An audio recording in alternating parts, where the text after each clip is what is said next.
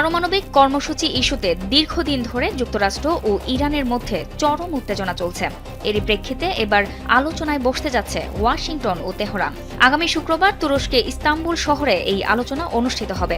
গুরুত্বপূর্ণ এই আলোচনায় ইরানের পররাষ্ট্রমন্ত্রী আব্বাস আরাগুচি এবং যুক্তরাষ্ট্রের বিশেষ দূত স্টিভ উইটকফ অংশ নেবেন। বিশ্লেষকদের মতে যুক্তরাষ্ট্রের আশঙ্কা কমানো ও পরিস্থিতি শান্ত করার জন্যই দুই দেশ আলোচনায় বসতে সম্মত হয়েছে। এই বৈঠক শুধু এই দুই দেশের মধ্যেই সীমাবদ্ধ থাকবে না, মধ্যপ্রাচ্যের কয়েকটি গুরুত্বপূর্ণ দেশও এতে অংশগ্রহণ করবে। এর মধ্যে রয়েছে কাতার, সৌদি আরব, সংযুক্ত আরব আমিরাত ও মিশর। সম্প্রতি যুক্তরাষ্ট্র ও ইরানের মধ্যে উত্তেজনা বাড়তে থাকায় এই আলোচনার সিদ্ধান্ত নেওয়া হয়। মার্কিন প্রেসিডেন্ট ডোনাল্ড ট্রাম্প আগেই দাবি করেন আলোচনায় আগ্রহী ইরান। তারা ন্যায়সঙ্গত আলোচনায় আগ্রহী। এই আলোচনার পরমাণু কর্মসূচি বাতিল করে কোনো বৈঠক তারা চায় না।